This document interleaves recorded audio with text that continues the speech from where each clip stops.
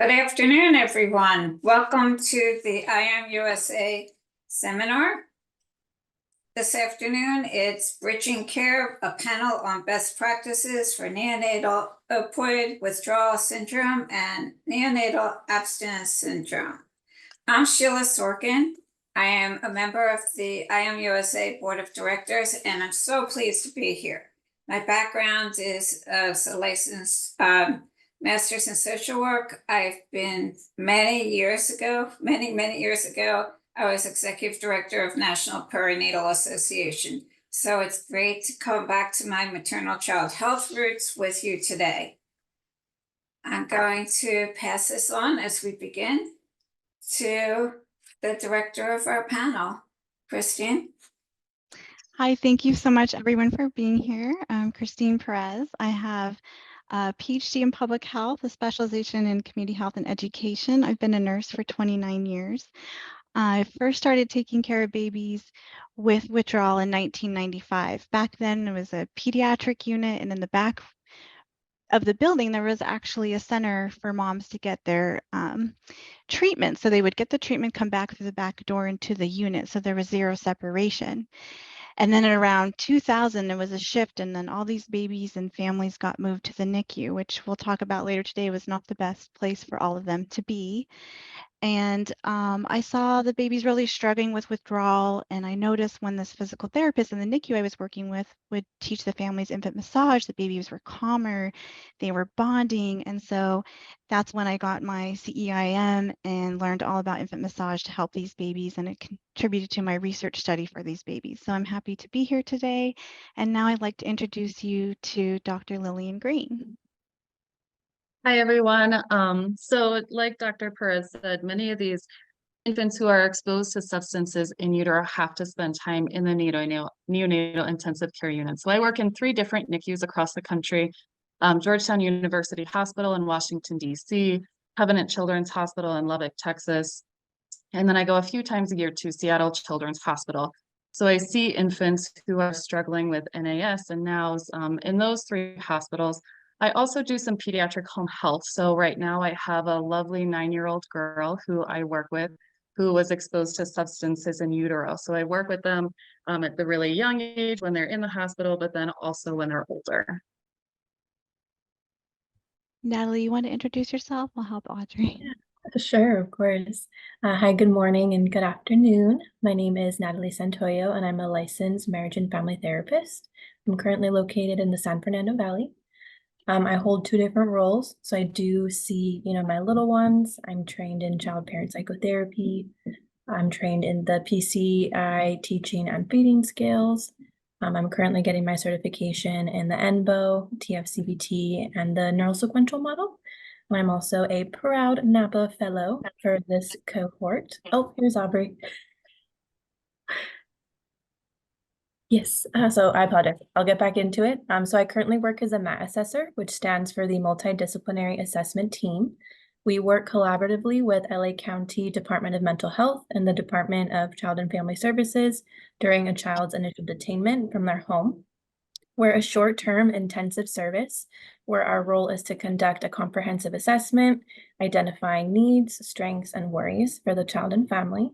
We complete a summary of findings report that's submitted to the court, and it's also shared with the family and treatment team during the initial CFT meeting.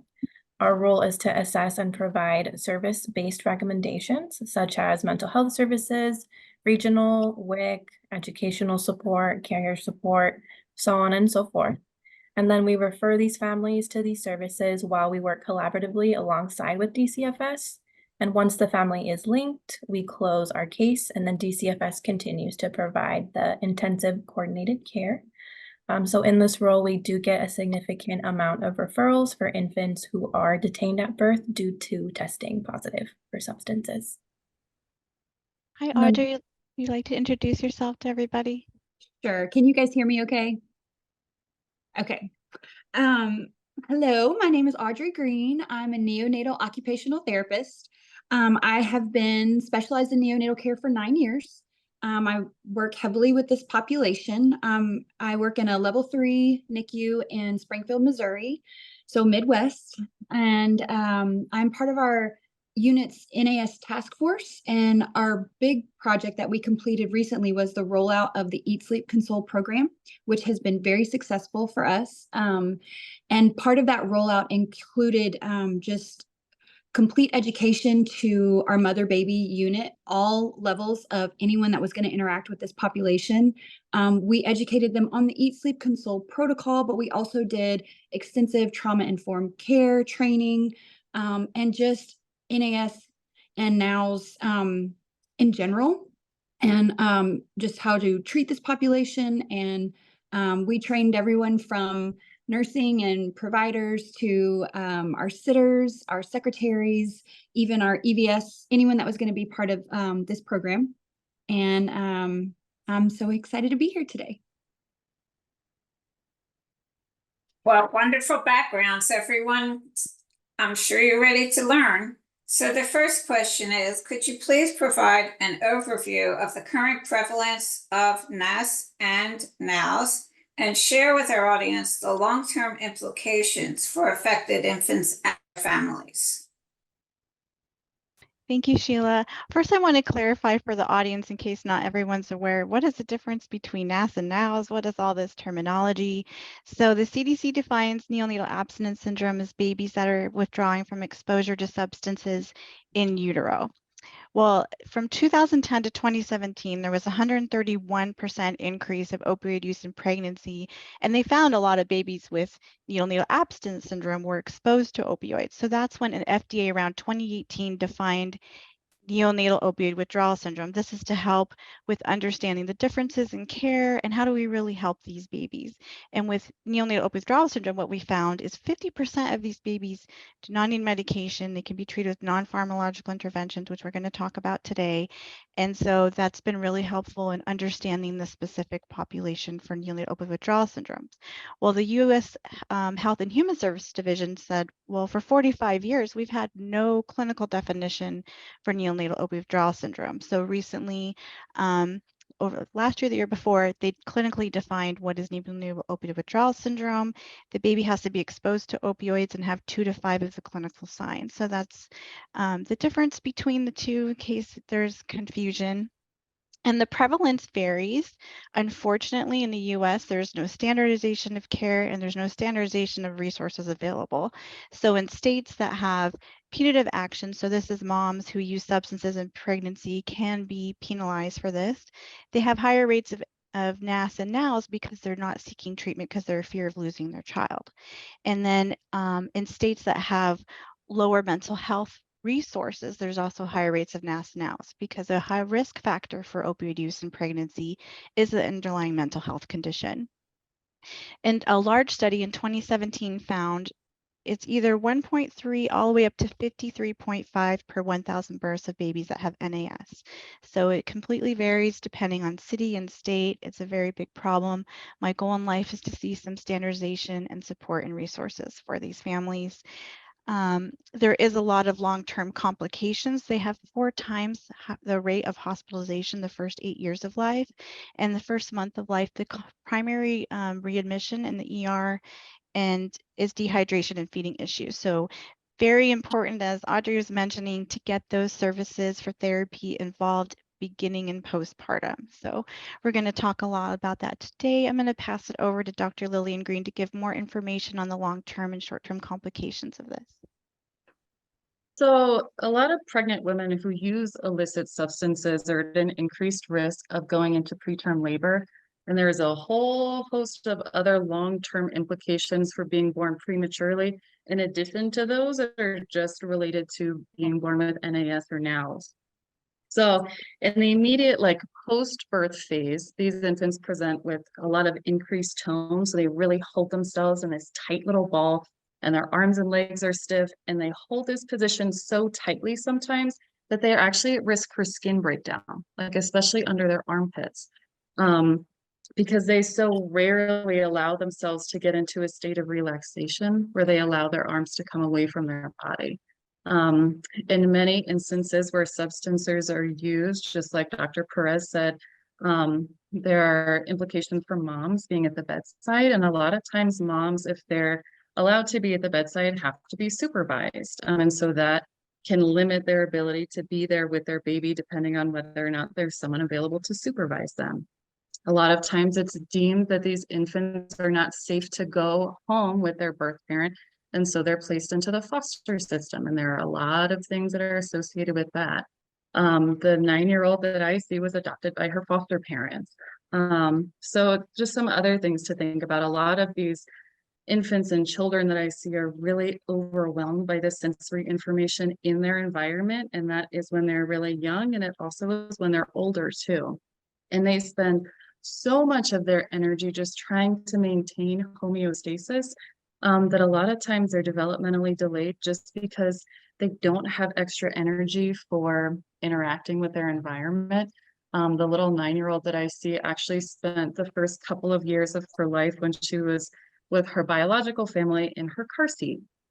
And I don't know if it was because that was where she felt safest, because she was getting containment, and also maybe some vestibular input if they were rocking her, or if maybe that was just the safest place for her to be in that environment. But just think about her now at 9 years old. She was obviously very delayed in her early milestones, but even now her higher level coordination and balance skills are affected by that early entrance into life and her early experiences. So I will hand it off over to Audrey to let her tell you some more. There are many, many, many things we could talk about. Yes, absolutely. One of the latest statistics that I saw from the CDC regarding prevalence was that they are estimating that 59 infants are diagnosed daily in the US with NAS or NOWS, and I thought that was pretty staggering. Obviously, those rates are higher in the Midwest, which is where I live and work, or more rural areas. And also just for my unit right now, we're a 40-bed NICU, and our census is low. I think we're at about 25 right now. We have 3 infants in our NICU right now that are experiencing symptoms from NAS and NOWS, and then we have 2 out on our mother baby unit. So it's extremely prevalent in the area where I live and work.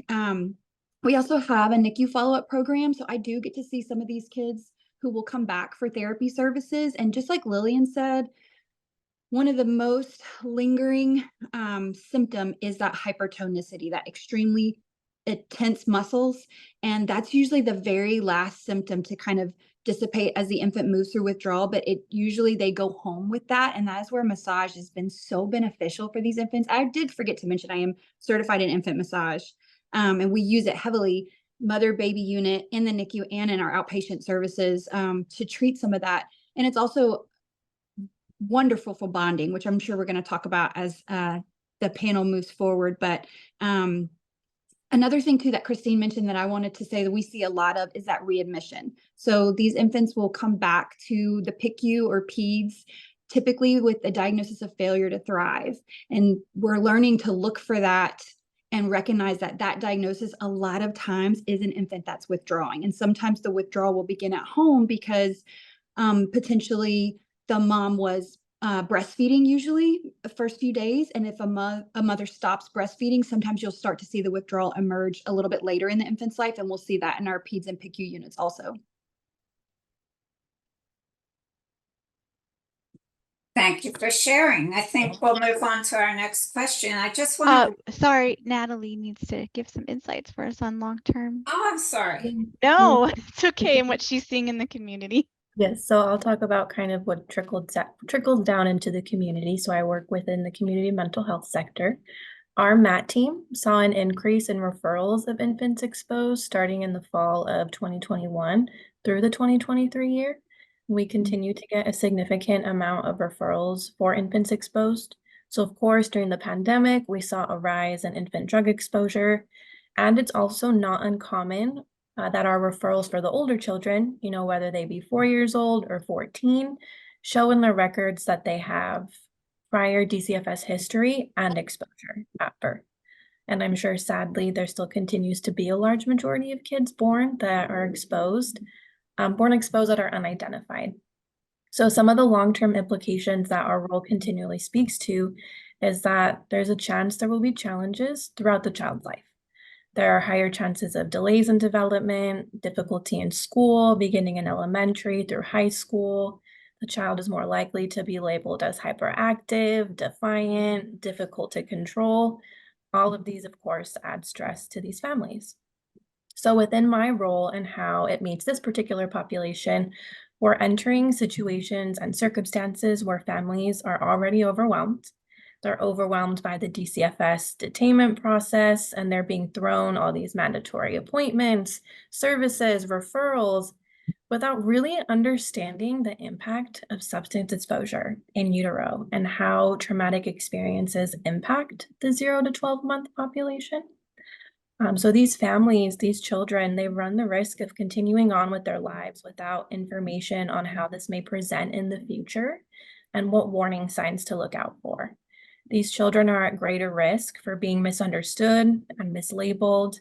And as they continue to grow and develop in a society and system that is not fully equipped to support these children and families with this type of traumatic experience. Thank you. I just want to remind all the participants, we'll take questions at the very end of the presentation. The second question is, what are evidence-based practices and multidisciplinary approaches for the care of NOWs and NAS in both the hospital and the community settings? Thanks, Sheila. So Audrey touched base on Eat, Sleep, Console.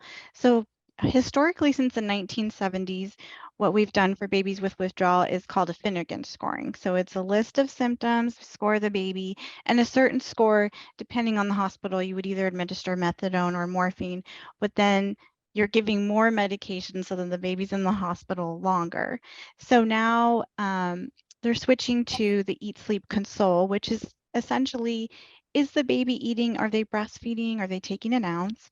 Is the baby sleeping for an hour or longer undisturbed and crying? Can you help calm that baby within 10 minutes of crying?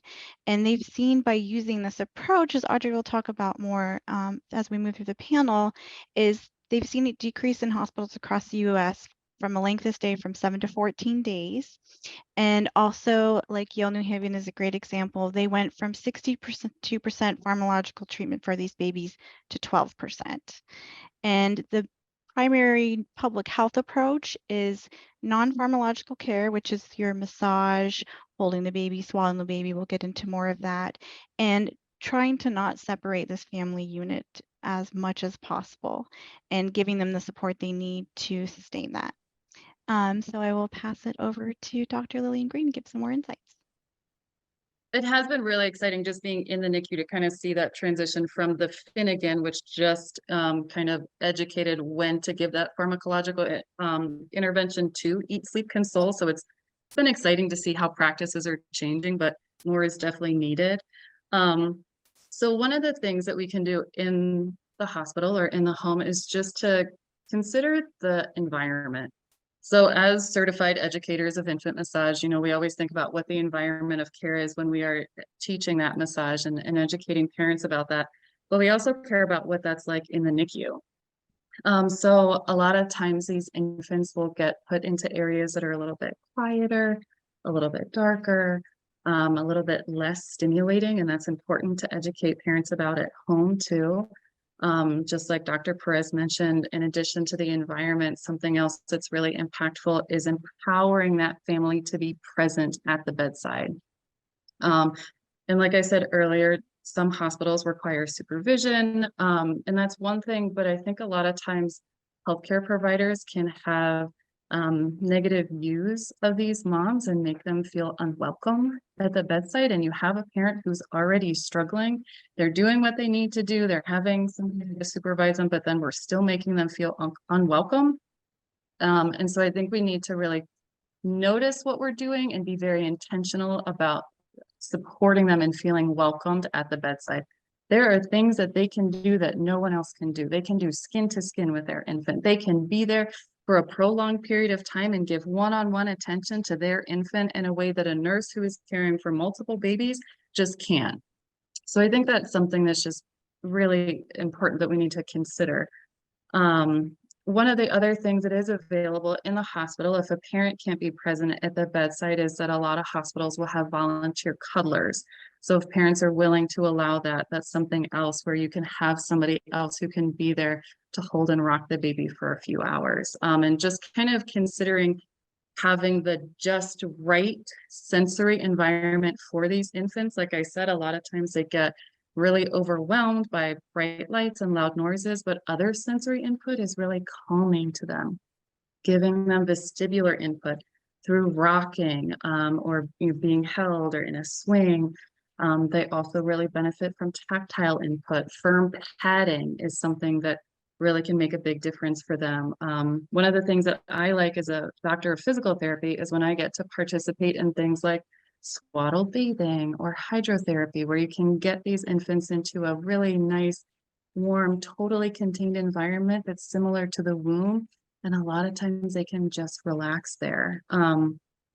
Something else that I think we all are passionate about is infant massage. And I think one of the things is just those infants hold themselves so tight here. So if we can help them to relax and bring their arms away from their body, it can give a break to their skin and decrease their risk for skin breakdown. And it's also something that we can teach to caregivers as well as foster parents, just to facilitate that bonding relationship between both of them. In addition to working in the NICU, I also work in the pediatric intensive care unit, and I work a lot with infants who are the victims of non-accidental trauma. And I'm very passionate about educating parents who already struggle with maintaining their own homeostasis. And then we provide them with this infant who cries a lot and is really hard to console. We need to give them great resources for how do you calm this infant down? How do you give them sensory input that will allow them to engage with you and interact with you in a really positive way? And infant massage just allows us to do that really well. So that is such a huge benefit in this population, and why we're so grateful that all of you are here. I'll hand it over to you, Audrey.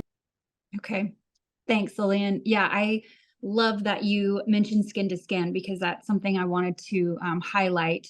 We, like I mentioned, have adopted the Eat, Sleep, Console protocol, and we've seen just what Christine said in terms of our rates. Our babies are more likely now to be housed in mother baby and go home. We're preventing NICU admissions. We've greatly reduced our pharmacological intervention and essentially decreased length of stay. And like Christine said, it takes just a much broader look at what non-pharmacological interventions we can administer versus just starting medication. And it takes a team to do that. And the education really starts, for us, it's starting on admission, but our goal is that this education begins in the community, that it's at the OB clinics where families are being prepped. And that's kind of our next phase of our rollout, is to get more in the community. But on admission, just like Lillian has touched on, we use language to drive practice, and our language that we use and have had a lot of success with is initially telling that parent or whatever that primary caregiver, whoever that's going to be, you are the most important person on your baby's medical team. You can do things for this baby that no doctor with any level of certification or experience can do. You are the most important person. How can we support you to be here? And we really encourage parents to just house in and be at the bedside all the time. That 24/7 primary caregiver. We do have our cuddlers and volunteers that will step in, but that 24/7 one-to-one person with the infant has been what I've seen to be really the greatest game changer in terms of length of stay and reducing those symptoms and getting babies healthier and through withdrawal quicker. But skin to skin, there's so much research on skin to skin, and it is considered the #1 non-pharmacological intervention. And so if anyone can do it, a parent is the primary person, but anyone that can provide that really helps these babies. And it's a really powerful tool that we have. Also, if they do have a NICU admission, which means it's going to be longer, providing things for the parents to be there. Like Lillian talked about resources. We have bags of just anything toiletries that the parent might need. We give meal vouchers, we give bus vouchers. We really pull in social workers to say, we need you here, your baby needs you here, and what can we do to keep you here? And then certainly massage. Massage is a fantastic tool that we use, just like Lillian mentioned, and it's a great thing for bonding, but it really does help these babies calm, organize. It can improve feeding, it can improve sleeping, and those are the main things that we're looking at to reduce use of medication. And massage kind of hits all areas, and again is another powerful tool that we use. So I will pass it to Natalie. Thank you. And let me share my screen. So this is a model that we as MAT assessors work from. We call it the Integrated Core Practice Model. All right, and are we able to see? Looks great, Natalie. Okay, perfect. So you can find this on the LA County DMH website as well. So when working with these cases, right, when getting these infants that are born exposed and are involved in child welfare, we really want to make sure that we're holding this model in mind. There's a lot here, and sadly, every piece can't always be touched or given the attention that it's needed when working in the short-term, high-intensive environments that we work in. So I just want to highlight the pieces that stand out for me. Starting with the center, with the little heart. We're really looking for and assessing the strengths of our infants and families, because those will be the biggest buffers and provide the most opportune environments for supporting and meeting these babies' needs. We always want to acknowledge the infant and family strengths and their ability to survive and persevere through this adversity. With the infant in mind, we want to make sure that we're identifying the baby's needs. So for example, we want to be saying baby needs a stable, nurturing, consistent caregiver. Baby needs to form a strong, secure attachment with a caregiver. Baby needs to know that they're safe from harm and that their needs will be consistently met, right? All of these foster and support a baby's ability to regulate and feel safe in the world. For me, this closely aligns with advocating and speaking for our babies, making sure that developmentally appropriate and trauma-sensitive lenses are being worn, and that we're teaming with everyone possible that will help support these infants and their families. Of course, we also talk a lot about prevention and early intervention and when we refer for these services, and we do our best to provide psychoeducation on the impacts of early adversity, but also highlighting and really just making sure we're discussing the work that can be done now with these infants and babies. And there we go. Thank you. As we all know, there are many benefits to infant massage, and you've also nicely highlighted that. The next question we want to discuss with you as a panel is your experiences with infant massage, NALS, NAS, and the families that you work with. Thank you, Sheila. I think the panel will all agree the number one thing for these babies with withdrawal is modification. They need modification in massage, and it can vary from day to day. And especially in the hospital setting, when they're in that acute phase of withdrawal, they're not going to tolerate it. They will after discharge and in the community. So I just want to emphasize that these babies really need modification. And to that note, it's very important to teach the parents cues, how to recognize cues. It's very interesting. Studies show that parents with substance exposure have less ability to recognize the baby's cues. And then on the other side, research shows that babies with withdrawal don't show the cues as a normal term healthy baby. So then you have a double impact where the parents don't understand the baby's cues, the baby doesn't understand how to show those cues. So it's really important to help parents understand what those cues are. And I think one of the best ways to do that is infant massage, because that's that bonding. The number one thing I found in my clinical practice and research, the number one benefit of massage is bonding, comfort, and understanding those those cues. And then parent education is very important. Like Audrey and Lillian have mentioned, is teaching the families from the beginning. So beginning and postpartum, teaching those concepts. Once they get discharged in the community, they're going to need continual education, as Natalie said, and some additional infant massage instruction. But let's get it started beginning in the hospital so they have those tools in their toolbox. And also infant massage for these babies is not a sole intervention, it's combined with other interventions like swaddle bathing. Another thing I want to mention is what was really interesting I found in my study is babies with withdrawal like specific sound. It's that shushing sound. So there's actually NICUs now that have a shusher. It's actually a thing, and they play that shushing sound, and it actually helps these babies during the withdrawal phase. So I think that toolbox of non-pharmacological interventions is continuing to grow, and we can provide more support for these families. So I want to give it to Dr. Lillian Green, give more insights on infant massage with these babies.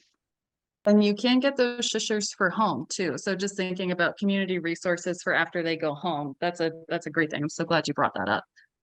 So one thing that I would say that's a little unique about using the intervention in the hospital setting is just how much it needs to be individualized and modified.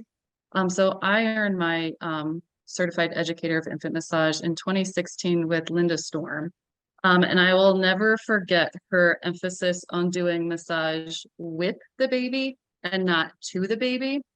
And so while this is true for every single baby that we interact with, it is even more important for infants, especially while they're still in the hospital, because there's some physiological need. They're not able to maintain their homeostasis on their own. So sometimes when I'm in the hospital, I'm just placing my hands over the blanket where the baby is swaddled. And then sometimes, even though we know skin to skin is preferable, I'm just kind of providing some massage through the blanket because that's what they can tolerate best. It's really rare, especially in a hospital setting, that an infant can participate in a full body massage.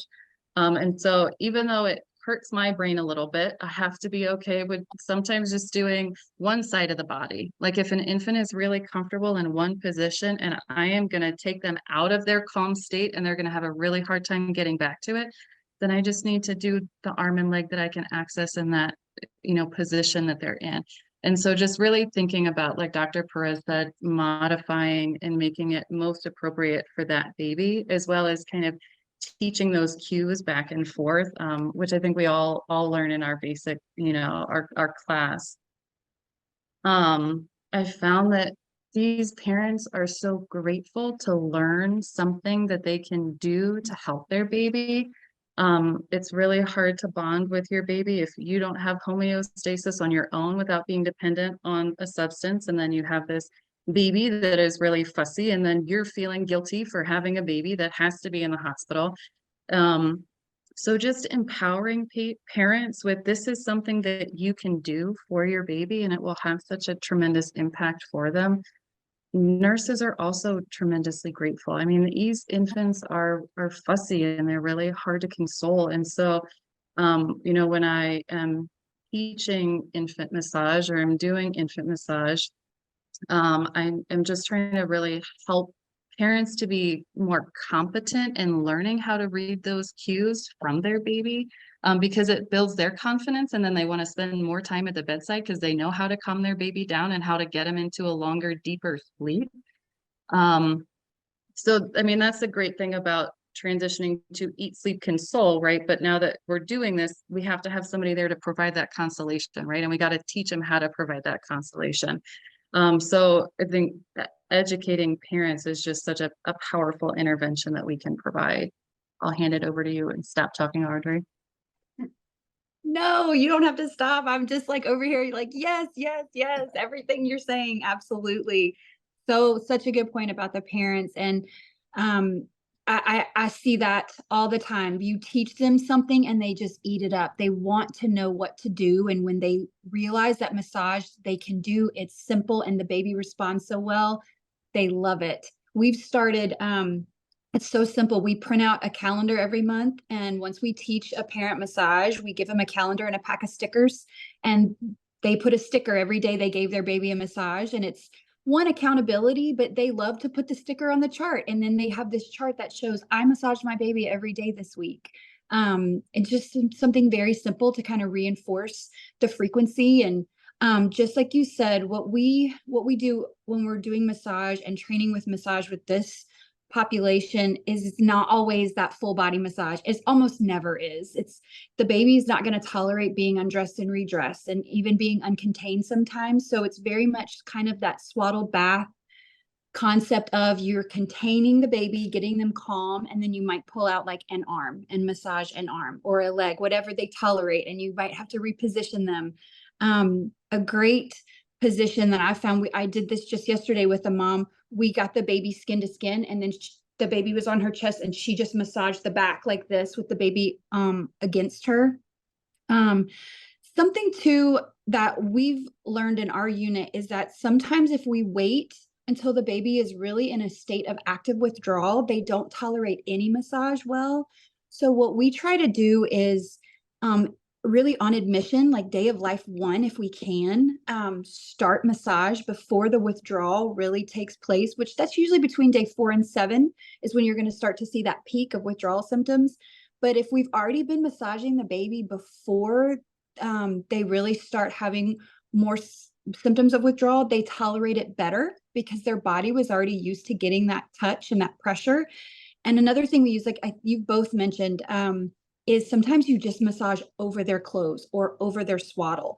And sometimes massage is movement, but sometimes it's just deep pressure input and that, or just like a squeeze and a hold and a squeeze and a hold. So it's definitely like adapting that approach. And again, like teaching parents and really any caregiver that's going to be involved, even our sitters, because it's so effective. So Natalie, if you want to take over from here. Yes, thank you, Audrey. So again, I'm speaking from, the community, boots on the ground perspective where, these children are detained. We're working alongside child welfare. So we are tasked and tested with the privilege of, maybe 80% of the time, sadly, we're the first people to ever bring this up. We're the first people to ever talk about this modality, to talk about infant mental health services. And more often than not, it's met with ambivalence, whether that be from, the social worker or the family or the parent partner. So we're providing a lot of psychoeducation and a lot of information on the impacts and benefits of infant mental health and infant massage. Some families are really welcoming, right? They want to learn, they want to understand, they want to do what's best for their baby. But other families, of course, it may take a little longer. And we're also working with families with open DCFS cases. So that in itself, comes with a lot of stigma on top of caring for a child that is withdrawing from substances. So it's important that families and caregivers, it's important that we're really speaking to and pointing out, because there's this idea within families, caregiver systems, that these infants are too young to remember, right? They're too young to be impacted. They're too young to have any type of long-term effect. So we also do spend a lot of time talking about typical and non-typical development, typical and non-typical baby behaviors. For example, my colleague had a baby that was so quiet, right? The baby didn't peep, didn't make a sound. And the family saw it as, they're such a good baby, right? But we're having to come in and just kind of, talk about how that's concerning and why. We're also really focusing on the importance of nurturing a child's attachment, right, with a stable and consistent caregiver. And utilizing infant massage really, really allows us to witness and experience this growth with these babies and their families, whether it be like a relative caregiver or, a resource parent. We're able to empower these caregivers in being able to notice and read their baby's cues. And through the use of this modality, which in turn makes caregivers feel closer, right, to their babies, and then it makes babies feel closer and makes them feel seen by their caregivers. What incredible knowledge you're sharing. Could you please share with us how you identify strategies to promote a supportive environment through collaborative care and communication amongst healthcare professionals, social workers, families, caregivers, and foster parents to enhance the overall ecosystem for infants with NOWs and NAS. Thank you, Sheila. So I think, historically, hospitals worked like this and all the public health and community work like this, and now we're all having to come together and work together. So one of the things is there's state perinatal quality collaboratives, and that's where they get clinicians, social workers, community health, infant mental health instructors, neonatal therapists, all coming together to make care models for these babies. So you can look at your state perinatal quality website, and a lot of them have resources for NAS and NOWs on their website. So that's really great. But what I think is important for these state perinatal quality collaboratives is to have the right people at the table, because sometimes they don't involve all the people involved in the process, and then that's when there's gaps in care. And then as far as interventions, just keeping up and being aware of all the interventions that are available. For example, when I did my research, I found only 14 to 20% of hospitals and non-hospital settings are even using infant massage for babies with withdrawing. So definitely gaps in lack of standardization on the interventions that we can use in the community and the hospital to help these families. And I also, I think we've mentioned before, is one of the number one stigma is for parents with substance abuse. And I've seen it clinically where I've seen these families be treated differently than families that aren't with substance abuse. So I think the first step is anyone interacting with these families, whether you work in the hospital or the community, is really getting some implicit bias training and just understanding those biases. The first step is awareness so that you can decrease those barriers, and also all of us just going out and educating everyone on the importance of keeping these families together, and if they're not together, what are their interventions to support this baby as they grow older, right? Because they can have a lot of long-term complications with trust and bonding and attachment as they go through their lifetime. So I'll pass it off to Dr. Lillian Green for more insights. Thank you so much for sharing that, Dr. Perez. And just one thing to note, I heard this recently and I don't have a reference for it, but I think, we're even kind of trying to change our wording from substance abuse to just substance use. And so just kind of trying to reframe our own minds and also our language. And I do think that, one of the biggest things that we can do to promote communication in a supportive environment is to avoid placing blame. And it may seem really harmless if we're at a bedside and a nurse makes a comment that a baby is the way that they are because of choices that mom made. And mom isn't there, she didn't hear it. But we can hear it, baby can hear it, other people can hear it, and it still colors the perception of that family. And so I think we shouldn't just be, innocent bystanders and, kind of guilty by association with that. But I try and be really purposeful in my wording, and I always have things in my notes, but also taking the time to have those conversations to share with other providers, like, oh yeah, like mom came to the bedside today and we worked on this, and she did such a great job of noticing this with her infant, and she really had a tremendous impact on this, because they're just hearing the negative things. And so I think being really intentional about verbalizing the positive things. And I think also having conversations, right? Because we put a lot of things in our notes. And I think it's very important that we do that and that it is documented and that we take the time to read what's going on in other notes so that we come to the bedside informed. I recently was working with an infant up in Seattle, and mom had made the decision prenatally to place the infant up for adoption, but she was still spending some time at the bedside, but that was not anywhere in the chart. And so, it's important to read the chart and come to that bedside informed, but it's also important to have conversations so that we can make sure that nothing is being missed. And a lot of things aren't documented. So I always like to ask, the nurse before I interact with the child, how is family doing? Are they present at the bedside? Are they engaged in cares? Do you feel like they need support? So I think just being intentional about communicating, planning time to work with families. And that might mean, for me, being in the hospital setting, staying late or coming in on a weekend, but making appointments to meet with families so that we can work with them at a time that's convenient for them. I think those are my biggest things for facilitating a supportive environment. I'll hand over to you, Audrey. Thank you. Yes, that communication piece, and I so agree with the language that we use and how it really does. It drives our practice, it drives our culture, it drives our communication, and being very intentional about non-biased language and trauma-informed care training. Like I mentioned, we've done a lot of trauma-informed care training with our staff as part of our Eat, Sleep, Console rollout.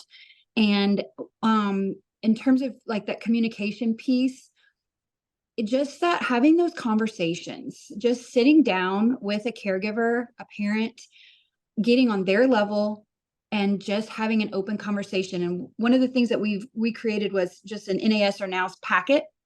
And sometimes a treatment session for me will just look like I get the packet, I bring it to the bedside, and we just go through the packet together. And it is just great information about what you might expect, what your infant might go through over the course of the next few days, weeks, months.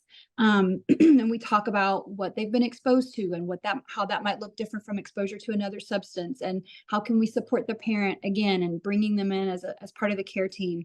And just being very upfront without having any bias, even if it is a jittery baby because the mom might be a daily tobacco user, and how that might look different from another substance that they were exposed to. And just supporting the parent. And it's important too to recognize that when a woman has had a baby, she herself is probably going through a period of withdrawal because she is currently not getting whatever substance she might have been using during pregnancy for that hospitalization. And some of these women are on, like a Subutex or a physician-driven opioid use. And so they need to get to their clinic. How can we support you to get to your clinic to get your medication? And just recognizing that how can we meet their needs too? And again, like I mentioned, I think when we talk about bringing in like an interdisciplinary team, education prior to delivery would be ideal. And that's where I would love to see this go. And like Christine said, we're all having to come together to support this population, and this population is growing, unfortunately. And it can't just have this in the hospital, have this in the community, have this in the OB office. It would be great to see more standardization of practice and more of all of us working together so that the couplet is followed before, during, and after. And I'm sure, Natalie, you have a lot to offer in that department. Thank you, Audrey. And just kind of to echo and really hold everything my colleagues have shared. The strategy that I make sure I'm always putting at the forefront is making sure that I myself am regulated, being regulated and staying regulated in these spaces and conversations revolving these infants can be a challenge. These stories are hard. These situations are hard, right? What we see in front of us is hard. And if we as professionals go into a space dysregulated, the chances of anything collaborative and supportive taking place are slim. So making sure that we're regulated, we're grounded. We hope that this will have that contagion effect that these babies need, so that the care providers, the caregivers, the doctors, whomever, right, is also able to not only absorb that energy, but absorb what we're sharing. To plant seeds, we need to be gentle and grounded, right, in our presence. So we want to make sure that we're being non-judgmental. We want to make sure that we're able to put aside, what we feel, and we're going to feel things, right? We're human. But we're able to put that aside, or else the family is going to feel that, right? The family is going to feel if we have an opinion or an idea. They're going to feel if we have an opinion towards the social worker or the doctor, right? So it's super, super important that we're remained, grounded, so that we're fostering that safe space. And we want to make sure that caregivers, treatment team members, they're feeling comfortable and welcome to better utilize the system and supports that are there. This is an opportunity to support and educate families and systems to better support the child's overall well-being. And if we're doing so in a way that's regulated, non-judgmental, and supportive, that's when we'll have the greatest impact. Thank you for all your presentations. It's now time to share directly with participants, and we open it up for questions. But Natalie, I did want to mention that there was more question about your PDF. If you wouldn't mind bringing it up again, could we focus a little bit on the bottom of it? It was a bit difficult to see.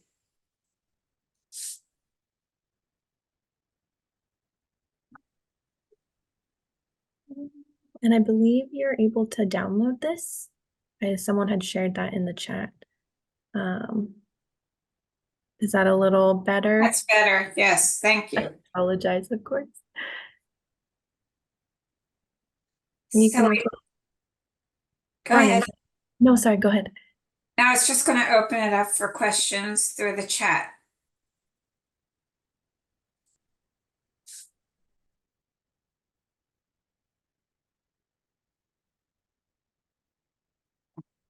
We welcome other comments from the panelists.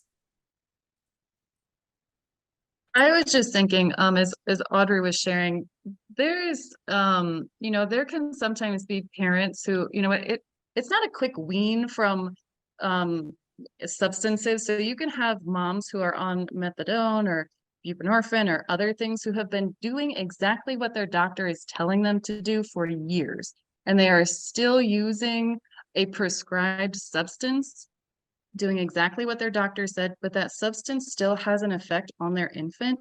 And sometimes they're not educated about that. And so just imagine how discouraging it can be to be doing everything right, and yet you still have an infant who is super fussy and they had to go to the NICU, and you are being potentially discriminated against, even though you've done everything right. And so I think we just need to be really careful. We will never know the full story for any of these families. And so we just want to be really cautious and extremely intentional about supporting them to the best of our abilities, because regardless of the situation that they're in or the substance that they're using, they need our support, and their infant needs our support, and their infant needs their support. And so I think we all just need to step up and do the best that we can for these guys.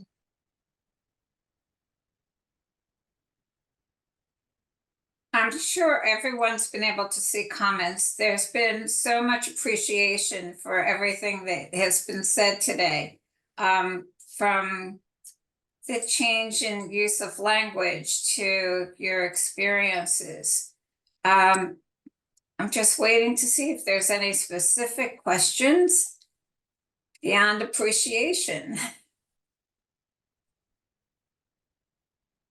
I would just add, in the hospital setting, to get this spearheaded, one of the things I found in my research, and Audrey could probably add to this, is having an automatic order. So making sure the order sets have infant massage, making sure they have neonatal therapist. There also has to be a certified core team of people trained in infant massage. And then there also has to be hospital policies and procedures to allow this, because everyone has different regulations. What is really interesting, it took anywhere from 1 year to implement all of these non-pharmacological interventions in one hospital, and another hospital 6 years. So I think with the community, public health, hospitals all coming together, that we can lower the time that these initiatives get put into practice. Yes, thank you, Christine. That was part of our process. These infants do get automatic massage orders, and they get automatic therapy, PT, OT speech orders. Another huge policy that we got approved that has made a big impact is the pediatricians agreeing to keeping infants at risk for withdrawal for up to 4 to 5 days, which used to be unheard of. They would be discharged in 2 to 3 days, so that they could be monitored. So just adding a few days to their hospital length of stay on the mother baby unit has, I think, prevented readmissions and allowed for more just caregiver support in the hospital setting, in the acute setting, and prevented some NICU admissions. And something that we encounter a lot is when these babies are detained, they're not allowed contact with this infant, right? With this infant that has been with this mom for 9 months. And we really work on advocating about why it's so important, right? Despite whatever happened had happened, right? The baby needs their mom. The baby needs touch, warmth. They need to hear the voice, right? Feel the sound of the heartbeat. So that's an unfortunate barrier, with children that are detained is they don't get to spend this time with their caregivers. And it's heartbreaking because it's what can be the most healing. We have a question. Can you please clarify the term swaddle bathing? Was that correctly stated? So swaddle bathing, historically we take the babies and we put them in the tub and they're like, blah.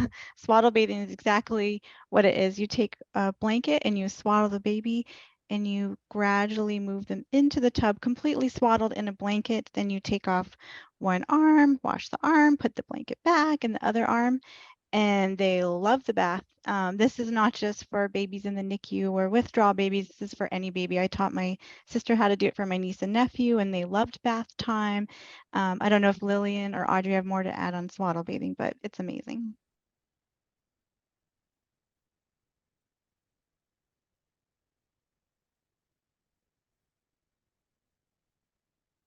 Well, our participant thinks it's a very kind approach. And so I think all that you've been sharing, from policies to practices in your hospitals and your community settings, the tools that you've been sharing have been incredibly valuable. Just from my background, the piece that I really enjoyed this afternoon has been the key member of the team is the parent and or the caregiver, and that you all value that so much. Are there any outstanding goals that you'd like to share with our participants for this afternoon for ending our program? I did see one question in the chat. If parents are not available, is there any push to donor breast milk? That's a great question. So initially, donor breast milk was just for the preterm babies, but there is more hospitals now where it's available for anyone to get an order for it. So I don't know specifically if there's been hospitals using it for that population. Audrey or Lillian, are you seeing that? I'm seeing it if it's specifically requested, they will say yes. There will be no pushback, but they will not defer to donor breast milk if breast milk's not available, but they will allow it if it's requested.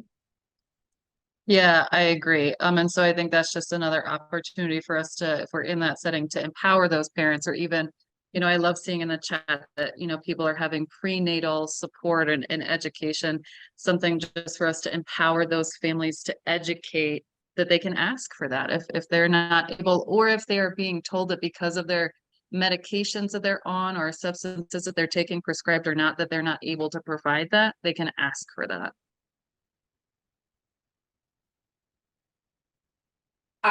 There's one more comment. I think, I'm sorry, it's about a foster parent and I've lost it. Christine, do you see it? As a foster parent, would I go through the GAL, G-A-L?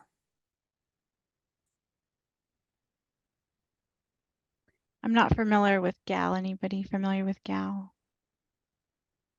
Well, participant, please educate all of us.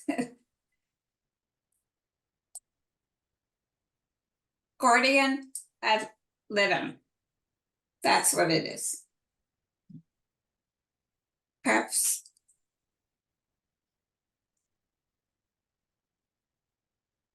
It's a legally appointed responsible party. In regards to getting breast milk, was that the question? Yes.